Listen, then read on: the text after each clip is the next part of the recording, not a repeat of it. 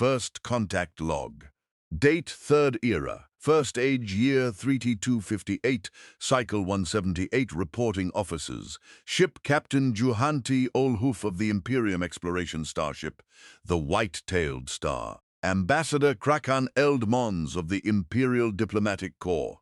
Location: outer edges of the galaxy, an isolated star system near dead space known as E17739 Kaiba. Yellow main sequence star, 3 planetary bodies, 1 continental plains world, 1 Type 3 crystalline world, 1 Class A gas giant. Log begins. Captain's log: we found a hyperlink waveform between star system E399 Kaiba while scouting resource deposits and decided to investigate.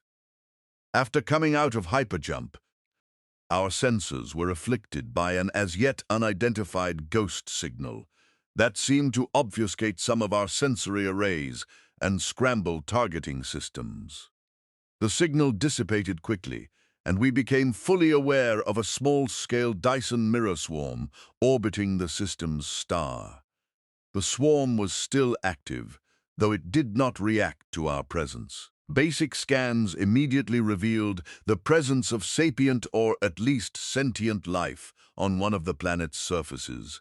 A large warship, a very large warship, was landed on the second planet within the star's habitable zone. Attempts at scans of any kind of this warship were useless due to an as-yet undetermined form of electronic interference. Engineers began an attempt to filter this signal. We began standard protocol and started a system sweep. Gas giant Class A. A massive gas giant with unnatural proportions, containing sufficient mass but insufficient components to start fusion reactions, reclassified as a failed star. Primarily composed of hydrogen, helium, xenon, and chlorine gases with an iron and nickel core. Due to presence of various exotic gases, planet's cloud layers appear green in color. Type 3 crystalline planet, abnormal. Cause of formation unknown, a combination of a magmatic world of massive volcanic activity.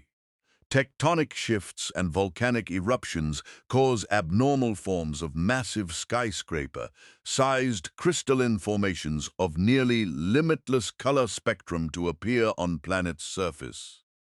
We have identified no fewer than 7 new colors to add to the spectrum due to the presence of this planet. Detected advanced mining drones and mining equipment on the planet's surface. Yellow main sequence star. No abnormalities to report, save the Dyson swarm orbiting the planet's surface. Dyson mirror swarm appears to be complete, as new mirrors are being added only when older ones fail. Swarm appears to be that of a Class 4 civilization. It is basic, but harvesting gigajoules of energy and exporting that energy to the continental planet. Tech appears to be generations ahead of the Imperium, but still only a Class 4, so it seems the creators are still only just beginning their ascension. Continental planet appears to be a standard S3 habitable world, consisting of rolling hills and flat plains.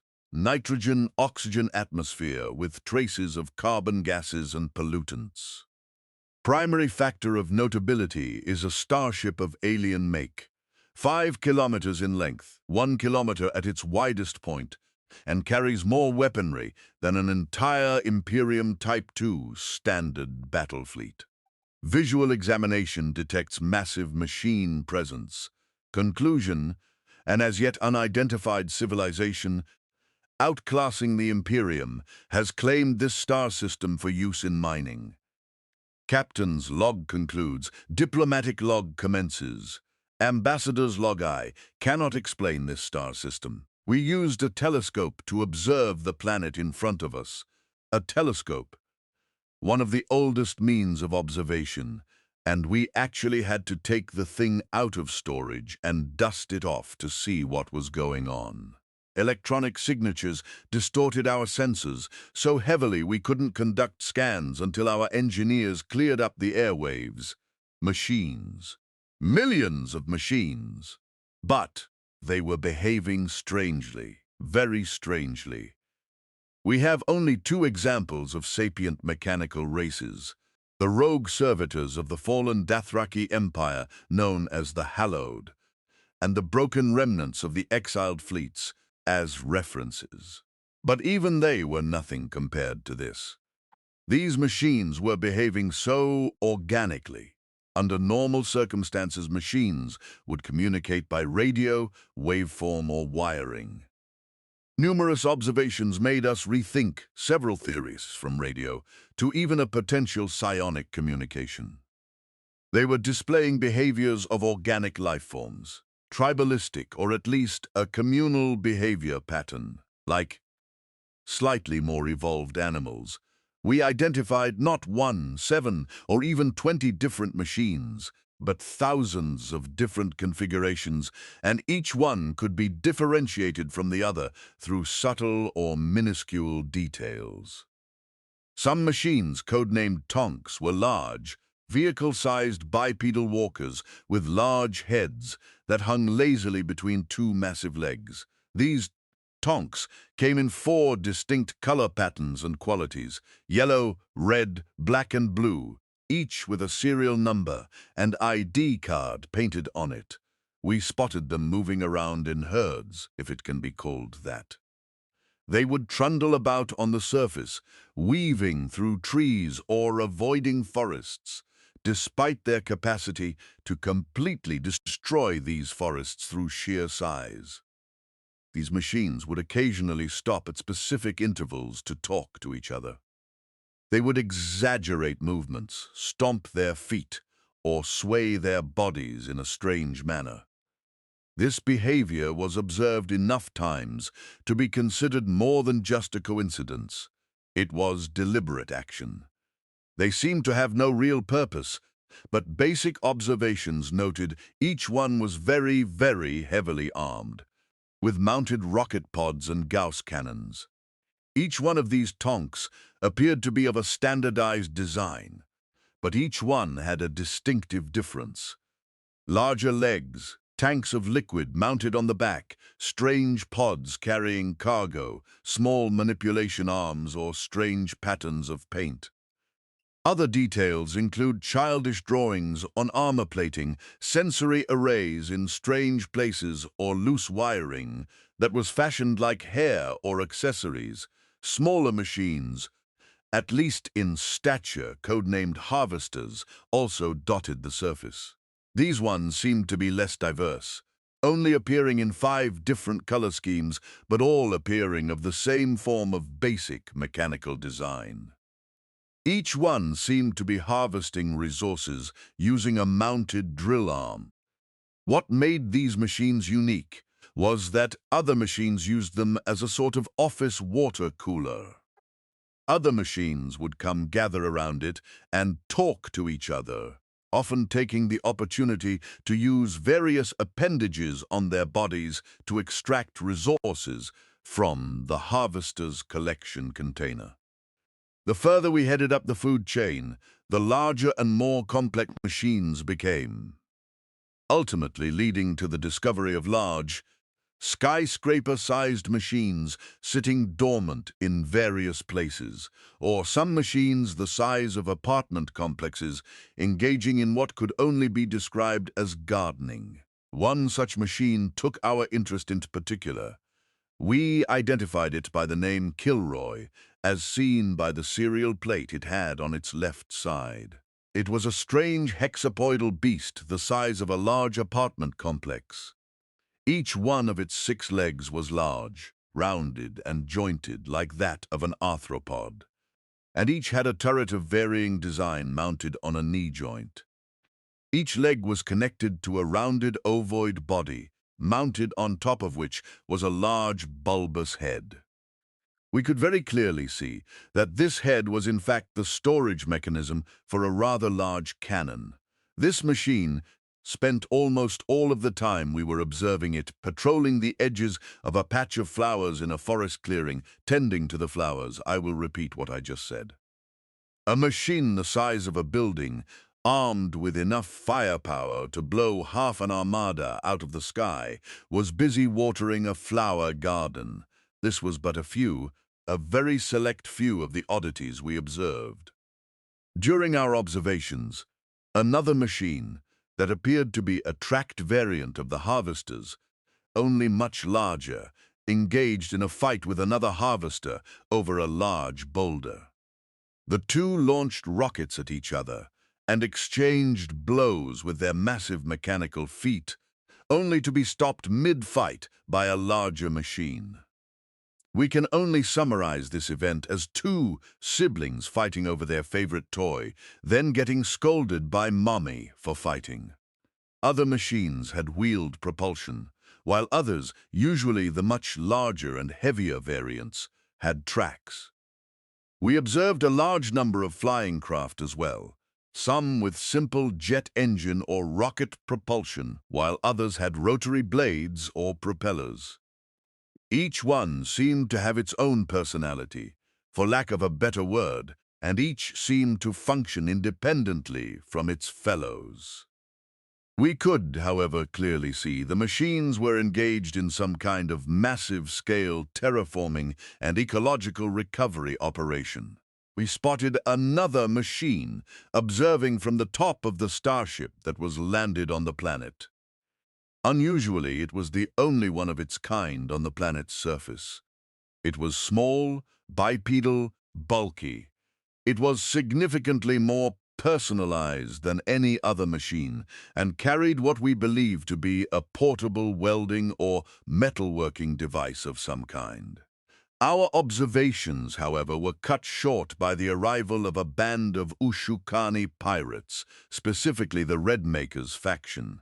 Captain's log, entry 2. Ambassador was engaged in observations when we detected a clear signal from an extrasolar source. Pirates, signal of 17 individual warships of frigate, corvette, cruiser, and 1 battle cruiser class. All registered to illegal organization designated Redmakers, engaged full shields, and began evasive maneuvers. Pirate fleet jumped into system and cut off exit point, then proceeded to attempt to disable ship. Return fire succeeded in disabling 1 corvette-class ship, but evasive maneuvers failed. Last-ditch effort redirected all power to shields and engines. Battlecruiser, presumed pirate flagship, suddenly explodes. No warning given. Pirate leader is killed in detonation. Ship reactor explodes, causing 2 ships to likewise detonate. Fearing retaliation, I order full retreat to habitable planet and deployment of emergency beacon. On attempting to retreat, we discover the reason behind sudden ship losses. Habitable planet is firing defensive strikes against pirate fleet. Precision strikes that should not be possible by even the best targeting systems in the galaxy. Within 2 minutes, pirate fleet is gutted. Remaining ship attempts retreat. Is vaporized by what we can surmise is a railgun slug. Own ship begins emergency procedures. Stray shell has hit portside engine pod. We are losing power. I fall back and begin emergency landing procedures on planet's surface as close as possible to large warship as observed previously. Thought process behind this is that large warship likely has heavy cannon for ship-to-ship combat. Likely won't be able to depress cannons low enough to hit us, so we are safe in the giant's shadow. Atmospheric entry presents no problems. Portside engine fails upon landing. Captain's log 2 ends. Ambassador's log entry 2, planetfall. With the emergency situation now resolved, we now had a different emergency on our hands. How to deal with the local populace. Within minutes of us getting the portside engine fire under control, we had been swarmed by hundreds of machines, each of a different make or class. For the first time, I could get a closer look at the machines around us. More and more strange details. Some machines had trinkets of strange origin hanging from them, fuzzy toys or items made to look like strange animals, tied to various parts or components like antennae or strapped to loose wiring. Some machines had flowers or were covered in various foliage items. Some machines had even painted their exteriors to look like trees. This was abnormal. Almost immediately we started to hear noise, strange noise, sequential beeping, stomping of mechanical feet, random roars and a rhythm. It took us a few minutes to figure out that we were in fact listening to music. The machines were singing. It was beautiful. We had never heard anything like it. A perfect symphony of artificial noise made by stringed or wind instruments, not unlike those we had back home, mixed in with the strange mechanical noises of machine languages. The sound of a stringed instrument coming from a machine synthesizer, mixed with the occasional bass drum, like noise of a stomping mechanical foot. Clicking sounds and electronic vibrating, sounding perfectly in tune to the soft, wistful musings of wind instruments like flutes. It was hauntingly beautiful. Then it suddenly stopped. I figured out why. One of my ensigns, Erisette, had escaped the confines of the ship and was now standing outside, holding her Trinity flute. The machines simply looked at her. She smiled up at them. Then she began to play. It was an old tune called "To Be at Peace," made by an old war veteran from centuries past. It was a song that started out slow and mournful, the music reminding us of past failures and brothers gone. Then it went up-tempo and filled those listening to it with a sense of pride and accomplishment, of duty and honor. Then the tempo changed again, creating a feeling of happiness and elation. Finally, the song ended with a slow, soft hum, denoting the concept of peace and serenity. The machines joined her recital, adding their own music to the mix, following perfectly with the song. Electronic sounds and mixed thumping perfectly in tune, creating one of the most incredible sounds I have ever or would ever hear. I looked over at the captain. He was bent over in his chair, sobbing like a child with a smile on his face. It took little over 4 minutes for the song to end. The entire crew stood from their seats and applauded. A few minutes after we had first contact, the strange, seemingly unique bipedal machine we had spotted earlier had appeared and approached the ensign. "Oh, well, hello there. Hello? You can speak our language?" "Already," she responded weakly, clearly out of her element. "Not exactly difficult when you have quantum processing power and near-infinite hacking abilities. Thanks for a copy of your ship archive, by the way. I'll give you one of mine later. But first, I do believe you need some assistance." He gestured to our damaged thruster pod. "Oh, yes, please." "Can I ask something?" she meekly said. She wasn't keeping her composure much. Couldn't say I blamed her. "Sure." He held aloft his welding device and started arcing bolts of purple electricity at the ship's damaged port. Within seconds, the damage was repaired, and the thruster belched back to life. "Wow. What are the machines? What is this place? What or who are you?" He let out a noise that sounded like a laugh. "I am human. My name is Volpes. This is a place known as 7-0. In this place, machines are taught how to emulate organic emotions and behaviors by using music, sound, or direct communication. To put it simply, this is where AI is taught how to listen to its soul." Captain's log, entry 3. For the record, I was not crying. With repairs completed and first contact protocols established, sentient lifeform designation human permitted hangar access to his flagship.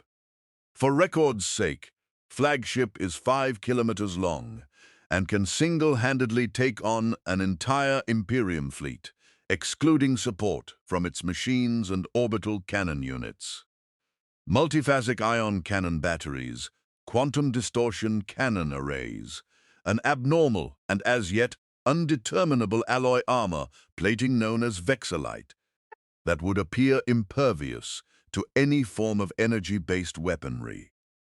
This species is also significantly more advanced than earlier projections denoted, as with access to their historical archive as part of cultural exchange. The species designated human is exogalactic in nature, coming from a Type 8 spiral galaxy known as the Milky Way. Further conversations with the human state that, and I quote, "My ship? Nah, she's barely a battle cruiser by my standards. Federation or Imperium ships can go upwards of 17 kilometers. Sometimes we get lazy and just strap a beam cannon and rocket engines to a planet and use that. We are apparently the seventh sentient life forms to have encountered humanity. According to reports from their historical archive, they won a war of extermination with a devouring hive mind race and pacified a rogue machine corps, to name a few of their most notable encounters. Apparently, these machines on this planet are descendants of that rogue machine corps. Human named Vulpus explains that the planetary body he is using is to conduct terraforming experiments and assistance in the teaching of new AI units. This star system was to be designated as a nursery of sorts, to develop artificial intelligence linguistics and learning algorithms. At this point, there is too much information to process in one report. Vulpes was asked if he would come back to the capital with us to conduct proper introductions. He agreed. After leaving planet's surface, 2 ships warped into the system. Well, I say ships when I do in fact mean attack planet and flying city that dwarfed Vulp's warship. End of log for the moment. Conclusion: I need my heart pills.